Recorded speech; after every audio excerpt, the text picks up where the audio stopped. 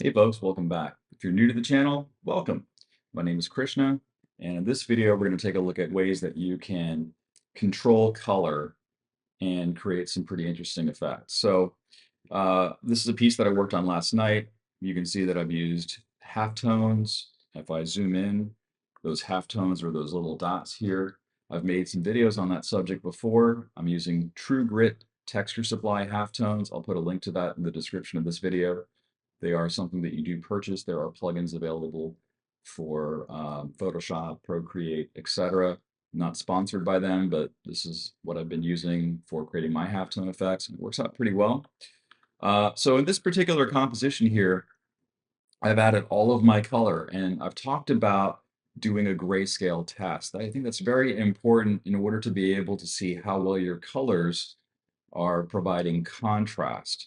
Somehow, when we just look at color, it's difficult to really know this, but if you go to View, if you go to Proof Setup, and you choose Custom in Photoshop, if you go under where it says Device to Simulate, if you choose Working Gray, this gives you a built-in method of actually toggling between color and grayscale. So now you can see my composition is completely grayscale, and this allows me to see what those values, those grayscale values look like when they're next to one another. And what I'm doing here in this particular instance is I'm just looking to see that there's suitable contrast between the characters and the objects and other characters that they're adjacent to.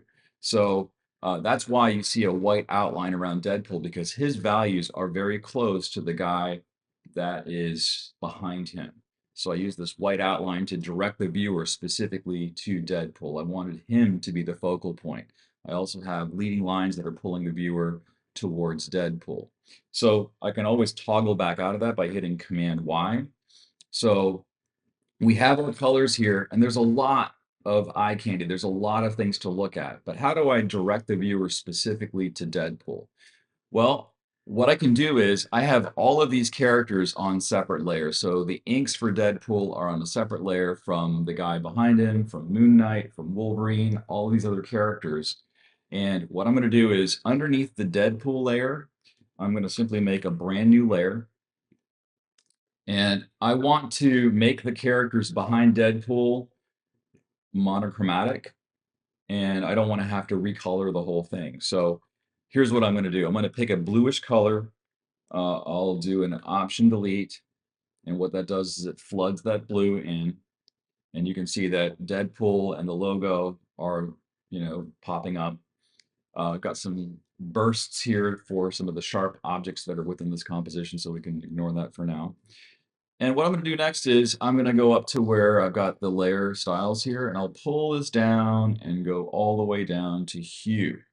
And what that does is it takes all of the colors and it has now a bluish cast over everything. So it's a really nice way to get a monochromatic look after you've already added color. And again, you can do your grayscale test once more. It's not really going to affect things so much because that's something that I've already taken care of in a previous stage. If I don't like that blue, or if I want to experiment with other monochromatic values, I can hit Command U. I always like to remember that you can't spell hue without the U. So that's the keyboard shortcut Command U or Control U on Windows. And I can simply drag the hue however I wish. So I can bring the hue down towards green.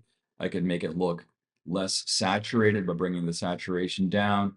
I can also adjust the lightness. I can do whatever I want, and I can click OK when I'm done.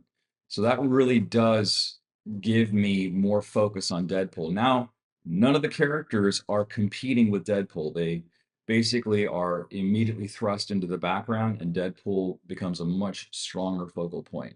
So the advantage of this approach is even if you've already had color in place, you can turn everything into a monochromatic palette just by picking a color and choosing the hue effect.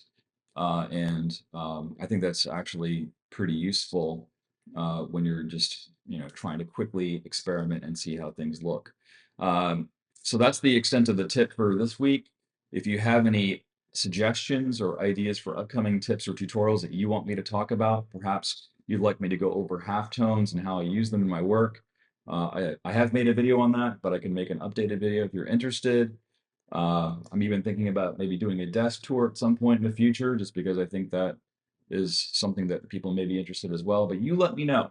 You let me know what you'd like to see here. If you find value in this video, please consider giving it a thumbs up and check out my brushes.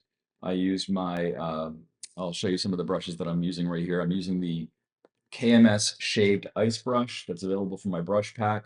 It really does mimic a nice nib brush, and I've got about 7 or 8 brushes for about $8 or $9 or something like that. Check those out. I'll put a link to that in the description of this video as well. As always, thanks for watching. I'll catch you in the next one. See ya.